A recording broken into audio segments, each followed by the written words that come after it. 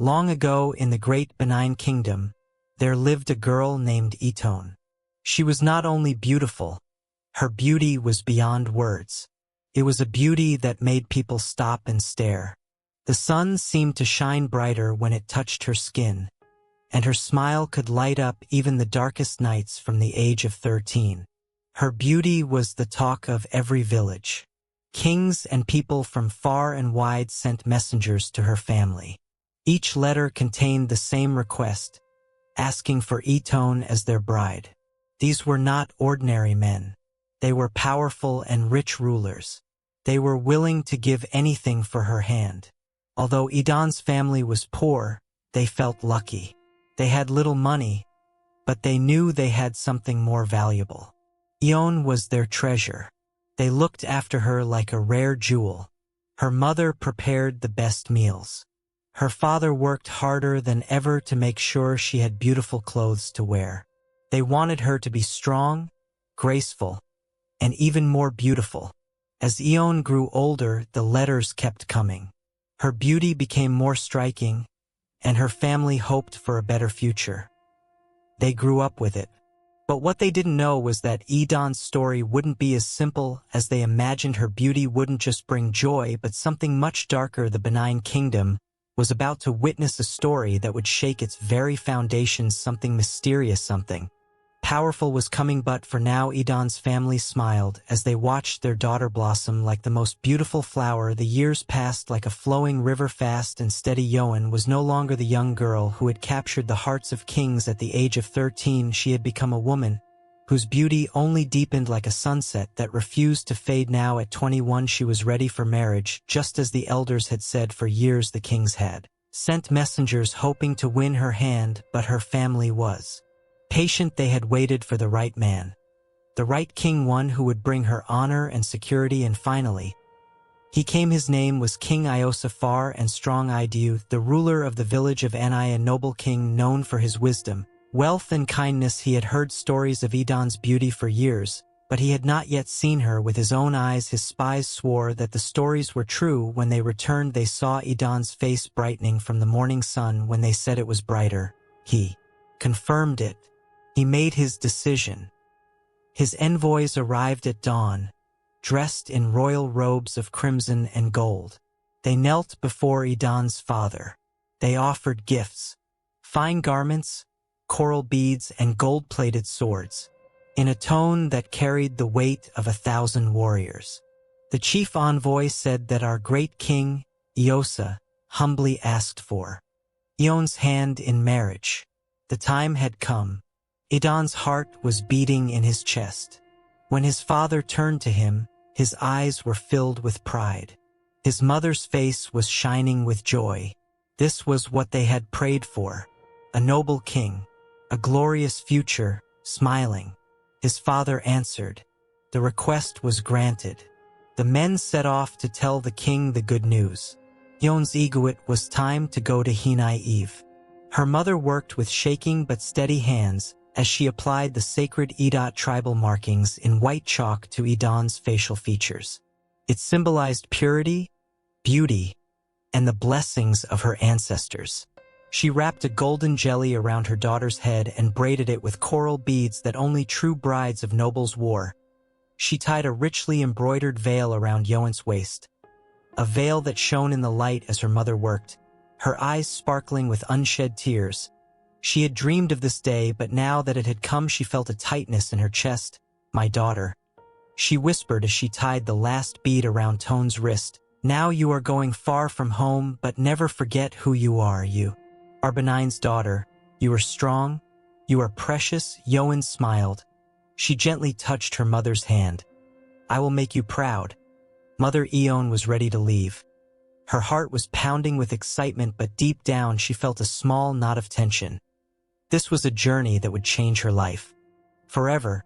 She was not going alone with him. Isoken was her closest friend. Iaken was more than a friend. He was a family friend. If anyone was to stand by Ioane, it was Isoken. Ioane's journey would be glorious. Normally King Iosa would send his best warriors. He would send them to accompany him on his back to his village. Strong men in red and gold, moving through the lands like a river of moving power. But fate had other plans. There was a heavy rain like no other. The rain was pouring down as if the heavens had opened their gates. The wind was as if spirits were screaming in the air, and trees fell down blocking the roads. The roads were very dangerous for the king's men. Meanwhile, in Eint's village, the sky was clear. The air was warm and the birds were singing as if nothing had happened. Hours passed and the king's men did not come. His family waited, but the messenger did not come. What could have happened? Aviadon's mother mumbled back and forth. Why no one came, but no one knew. In those days, messages were sent by letters carried by messengers on foot. If a message had to reach another village, it could take days. There was no way the king could tell them about the stone war. There was no way he could warn them not to go. Even if he sent his dove, he might not return alive because of the storm. Iton grew impatient. Mama, Papa, he said, standing tall in his gold, wrapping and coral color, I will not sit here and wait. The king is waiting for me. I will go on my own. His father's eyes widened. No, Ion, a bride does not travel alone. Could take hours or even days to get there without a horse. But Ion was determined. I am not alone. Isok and I will come with me. Turning to his best friend, we know the way. Who knows, the king could be trying to test if we are really interested. Yes, Soin hesitated, then nodded. I will come with you. Ion's mother stepped forward. No, things do not work that way. What if something happens? Nothing will happen. Mother, we will be fine. The way is safe. Yoan reassured him. His father sighed deeply. The decision had been made. They had waited long enough. But before they left, his mother looked into the fear in his eyes and said, Tone, listen to me. Her voice trembled. Ion looked into his mother's face and saw something he had never seen before. Pure fear, you will go astray. The lies of the forbidden river, that the water is cursed. Under no circumstances should you let a single drop touch you. Not a single drop. Ion, do you hear me? His mother held her own ear and gave a sign. Deep warning. Ion, Iton, how many times have I said his name?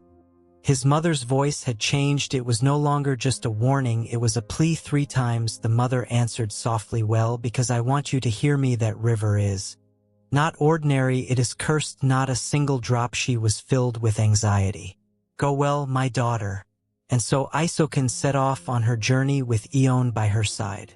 The path stretched long as Ion and Isokan walked along the forest path.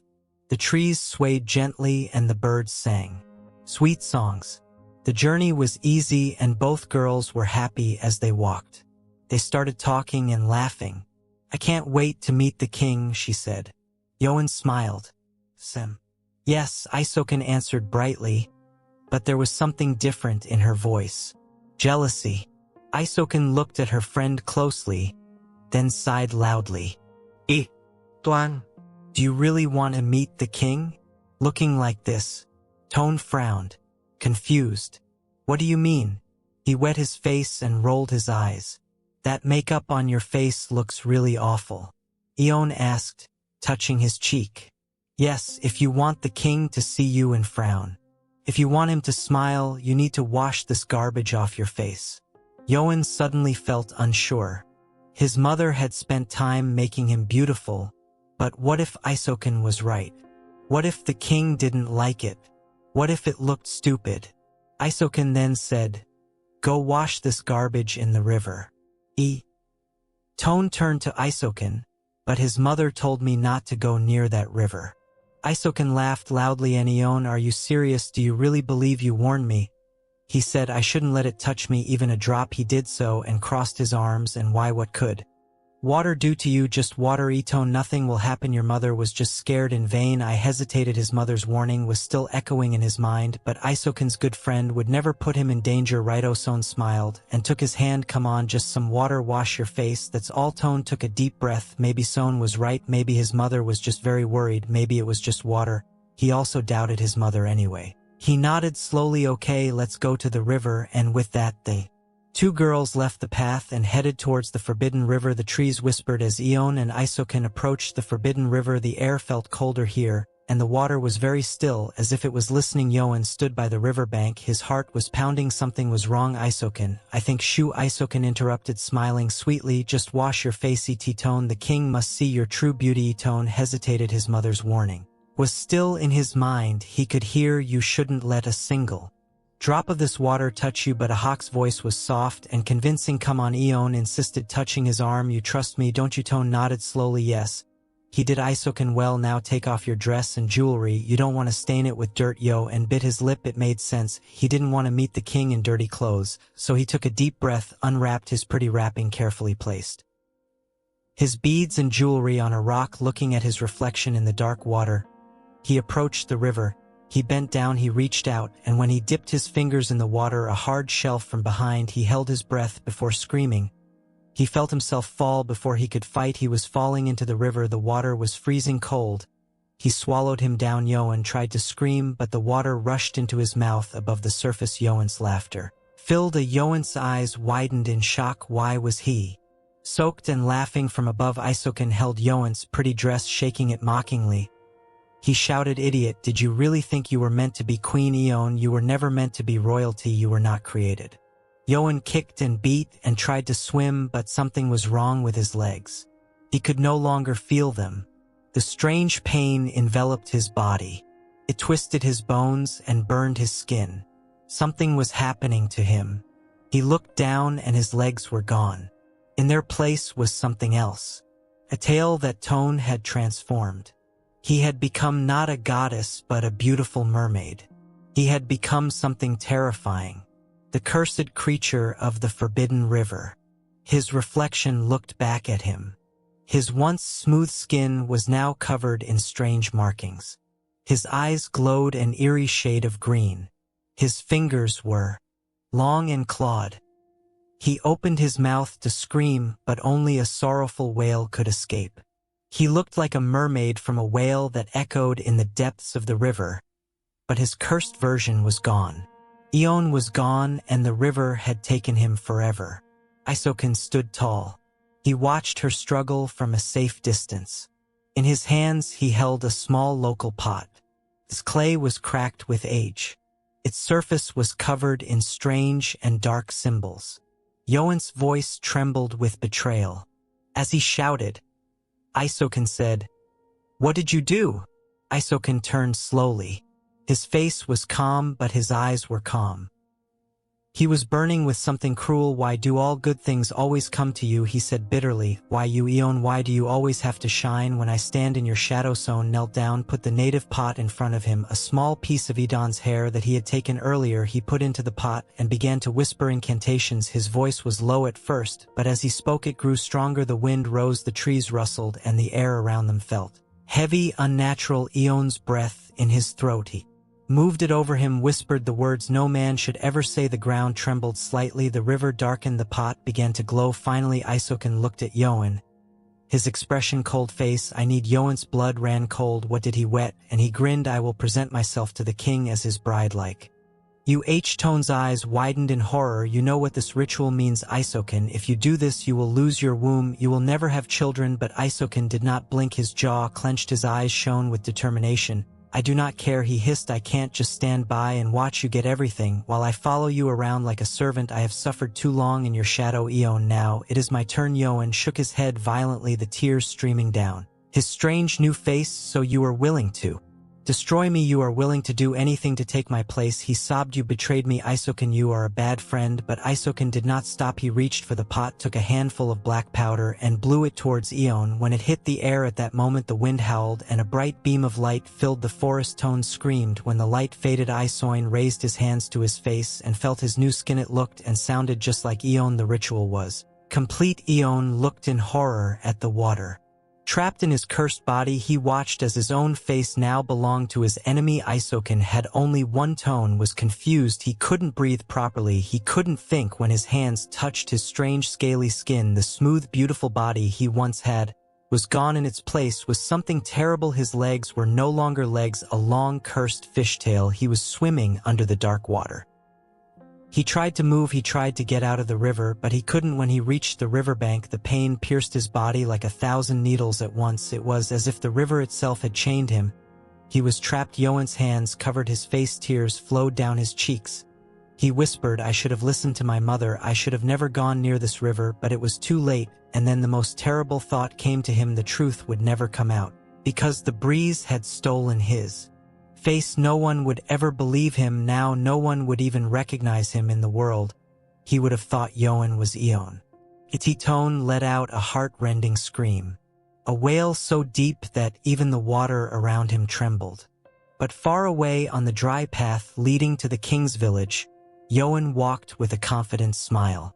He was wearing Yoan's clothes. He was adorned with Yoan's coral beads. His hair was styled the way Yoan's mother had done it. And most importantly, he had Yoan's face. But there was one thing: he couldn't steal Yoan's heart. No matter how much he looked like him, he could never be himself. But in a world where people only saw faces, could anyone ever know the truth?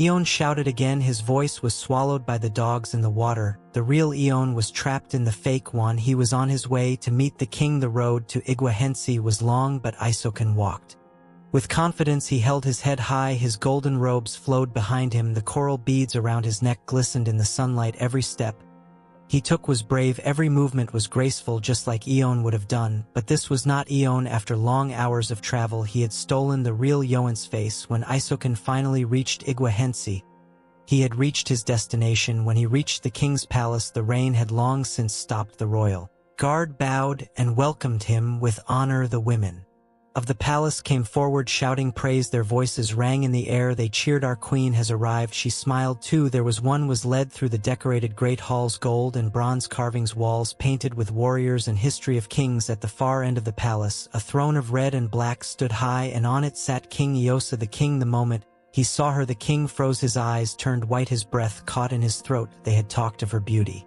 but he had not expected this. She was stunning. Her skin was smooth as polished bronze.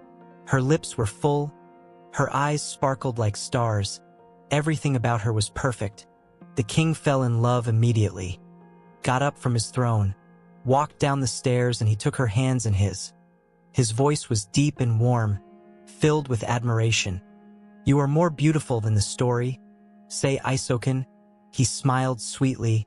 He bowed his head as if he was shy, but his heart was full of victory. He had succeeded. He had become a queen. The king wasted no time that night. He ate beside her. He sat in the place of honor. He apologized. He explained why his men could not come. He also praised her for such bravery. He was able to come on his own. The palace was filled with music, drums, and laughter.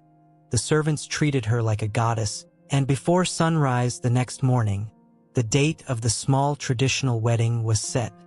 Isoken had taken everything for Eon, but what he did not know was that soon the truth would knock on the door, and if he did not open it, he would have to break it down. Days passed, but Eon remained in the river, broken and doomed. He tried to fight. He tried to swim to the shore, but the water refused to let him go, pulling him back, holding him captive in its cold and cursed grip. And when night fell, the true terror began. Dark spirits rose from the depths. Their whispers curled around him like snakes. They laughed, hissed, and tortured him. "You are one of us now," they mocked him. "Never, you won't go." They pulled his hair. They scratched his skin and whispered horrible things in his ear. Yoan screamed, but his screams were swallowed by the water. By morning the spirits were gone and sinking back into the river, but the torture never ended. Every day he would swim to the surface, praying, hoping someone would pass. Maybe a hunter, maybe a traveler. Maybe someone would see him, and someone did.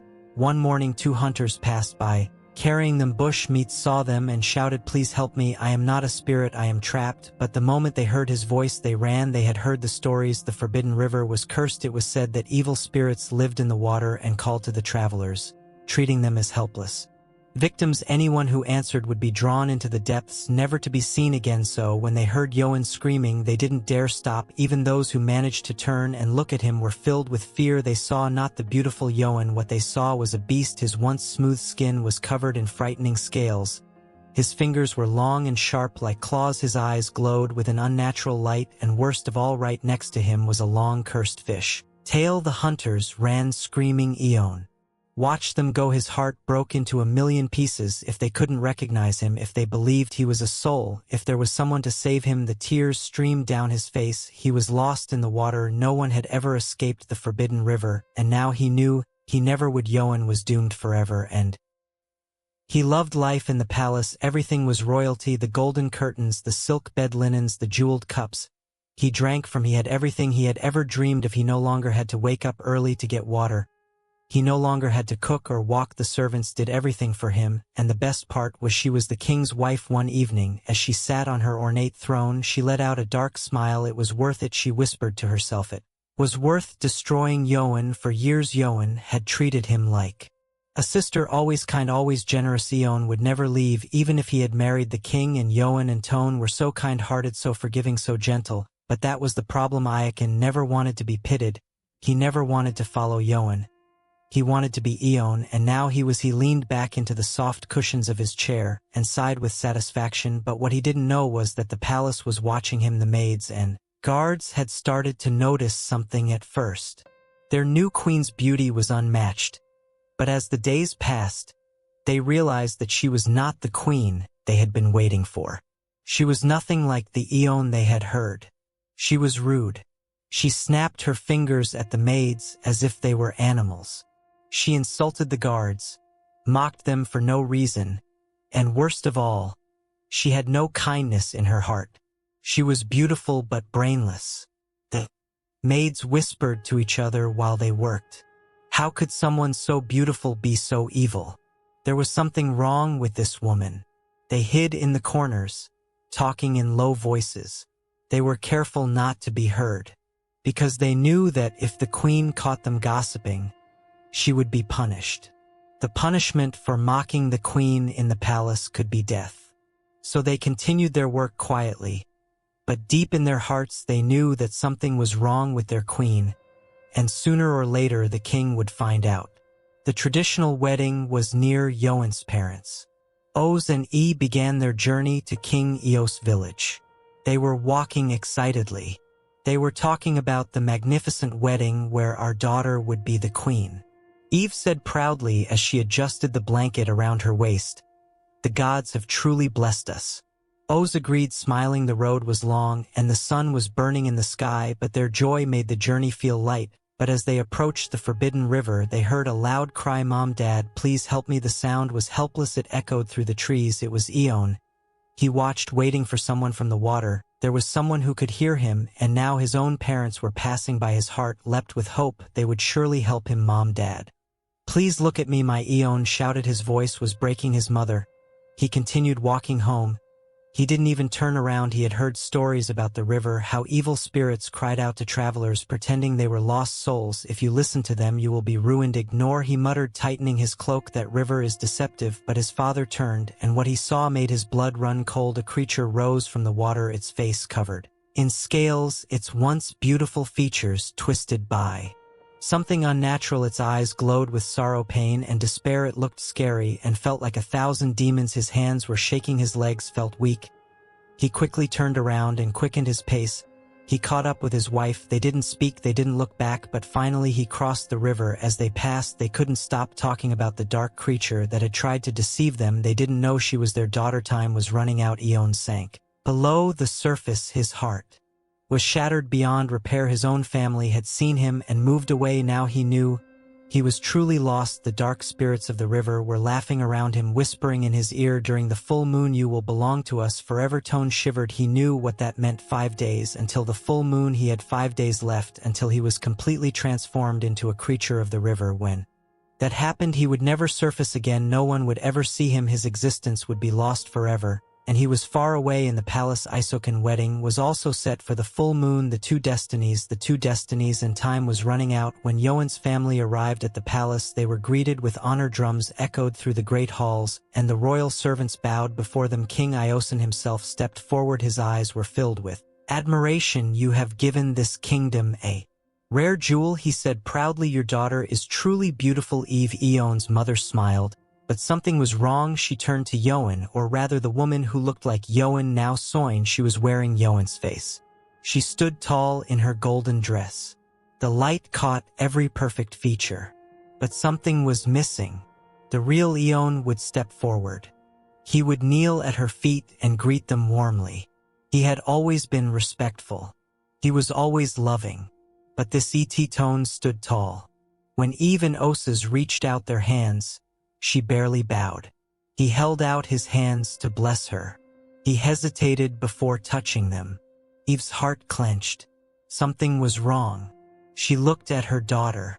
Was it just her imagination, or did those eyes look different? She smiled with difficulty. Is everything all right? Eon, my daughter, she was very and immediately. Yes. Her mother answered, too quickly, too harshly. Eve's chest tightened. This did not look like her daughter. The days passed and the whispers in the palace began to grow. This Eon was not what people expected. He was rude to the elderly. He was harsh to the guards. He spoke condescendingly to the servants. They treated them as if they were beneath him. Isoin was rude to Yoan's own parents too. One evening, he asked the question she had been holding in for days. Where is my daughter, Yoan? The real Yoan had told them.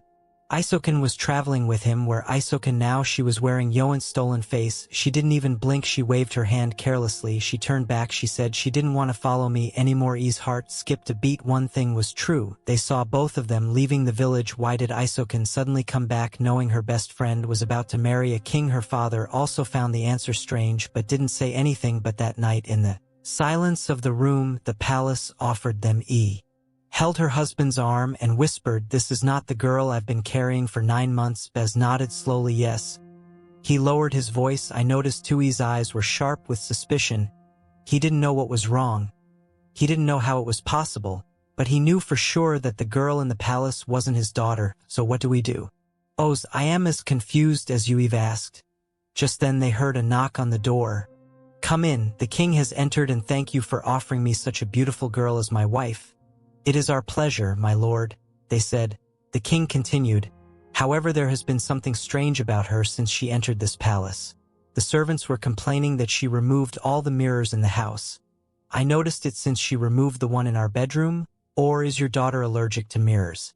Oz and Eve were immediately shocked by what they heard. They told the king that they didn't think she was their daughter. The king was shocked.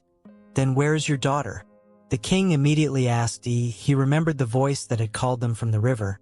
He suddenly realized that she was his daughter. He told the king and his husband.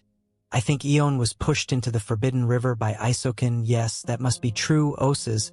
But how can you explain her taking Edon's face? He asked. The king's expression darkened as he realized the only possible thing.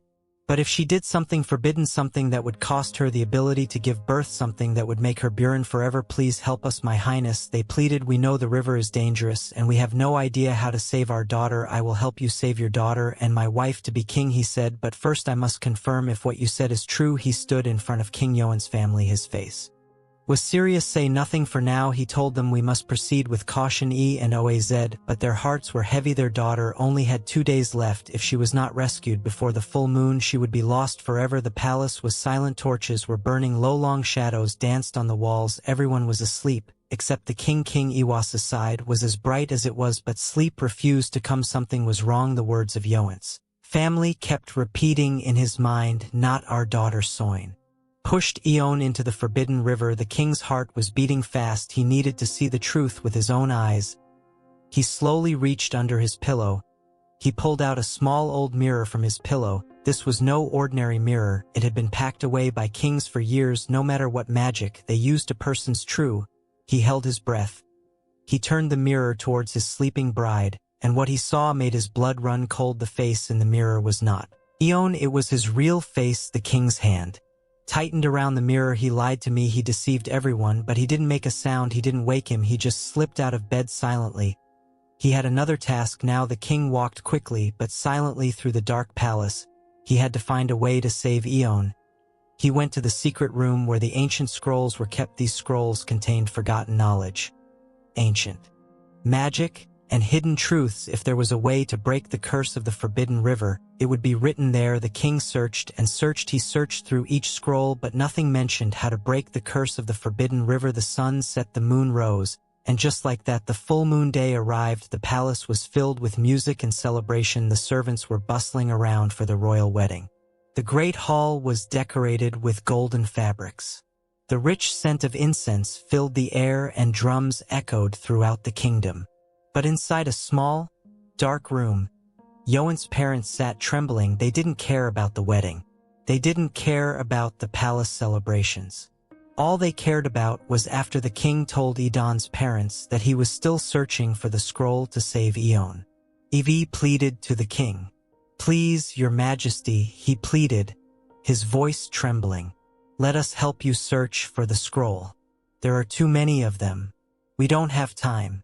Baz's voice was determined but desperate. "Let someone else help. We will not rest until we find a way to bring our daughter back." The king was silent for a long time. He had never allowed anyone to enter the sacred scroll room before. It was the most guarded place in the kingdom.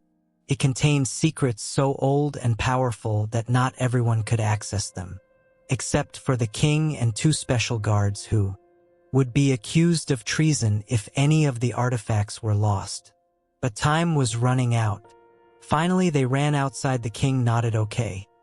"I'll let you in." The king led them down a secret corridor. At the end of the passage, he opened a large wooden door. Eve and Osa stood inside, gasping for breath. The room was the greatest treasure they had ever seen in their lives. Gold, silver, diamonds, ancient artifacts. Some of these treasures were so rare that kings from faraway lands would beg to see them just once in their lives. The wealth of generations lay before them. Then a guard came and bowed.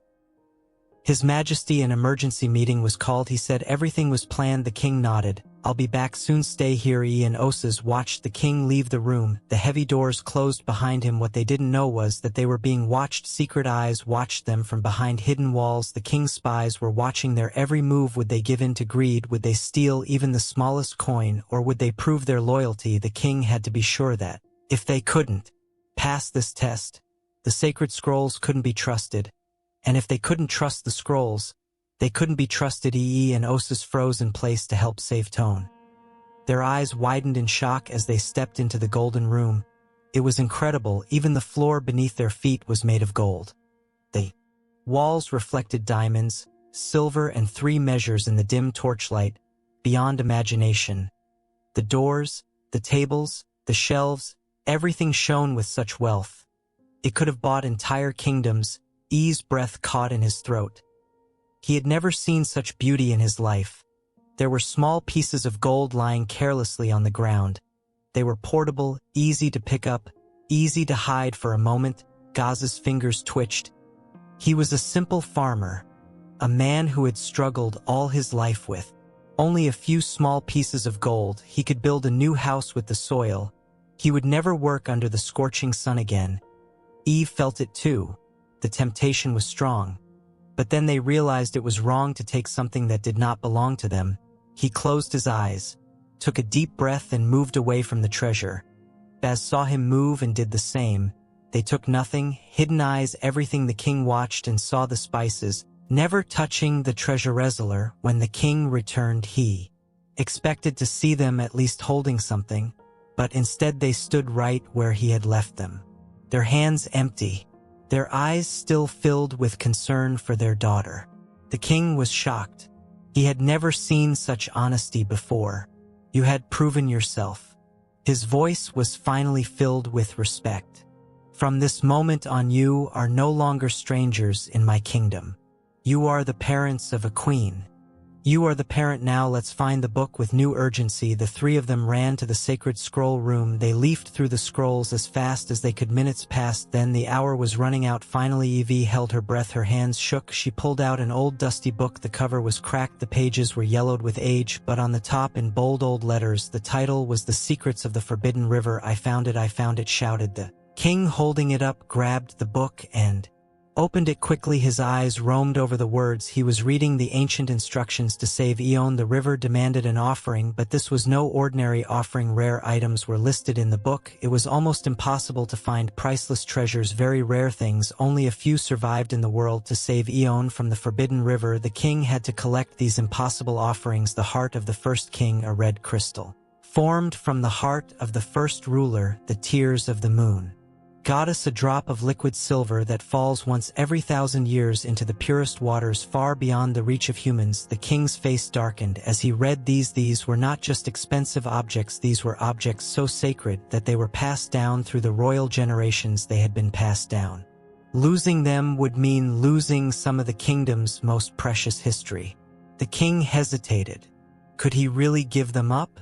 But then he thought of Ione, the girl who had been stolen from her destiny. The girl who should have been his queen. Her hands clenched into fists. No matter how painful her loss, she would do whatever it took to save him. The moment everything was gathered, they rushed out of the palace. Time was almost up. Somewhere deep in the forest, the cursed waters. Idane's final moments were slipping away, and the palace was far away. Isoken was busy preparing for her wedding, smiling, laughing, celebrating, completely unaware that the truth was about to catch up with her. The full moon was almost in the sky. Time was running out. King Idane's family and the royal guard rushed to the forbidden river. Their hearts were beating faster as they approached. The weather changed. The ground was cold and dark. The river was very quiet, very still, as if it was watching them. As they reached the riverbank, a strong wind passed. The tree swayed, and the ground became heavy under their feet. Be careful, the king warned. Do not let the water touch you. They followed the instructions of the book. They placed all the sacred objects on the riverbank, and for a moment they spoke Yoan's name 3 times. Nothing happened. Then the river roared, the waters twisted and became angry, and wild dark shadows rose from the depths, screaming loudly. The ground shook, the sky boomed. Then suddenly a bright golden light gushed from the middle of the river, and the tone appeared from the raging waters and floated him, his body glowing softly on his skin. The dark scales disappeared and turned to dust. His legs returned. He had become human again. He slowly fell to the ground, weak but safe. His family ran towards him. Tears streamed down their faces. My daughter Evie cried. Don't touch him. The king said he had to be dried first, in order to break the last of the river's curse. The king ordered a small fire to be lit. They placed Ione next to the hot flames. They let the heat dry the contact of the river from his body. Soon he was completely dry. My daughter Evie cried. She hugged him tightly. Ione helped his mother and father. He couldn't believe he was free. He looked at the king. His voice was soft and weak. You saved me. The king nodded. You were always meant to be queen. Ione closed his eyes. After all the pain, he was finally free. But that wasn't the end of the story. Isoken was still in the palace, and soon his lies would be revealed. The palace was filled with music, laughter, and celebration. The wedding had begun. The drums echoed. The dancers moved gracefully, and guests from near and far gathered to witness the royal marriage. Everything was ready. Isoken was the only one who didn't know the truth.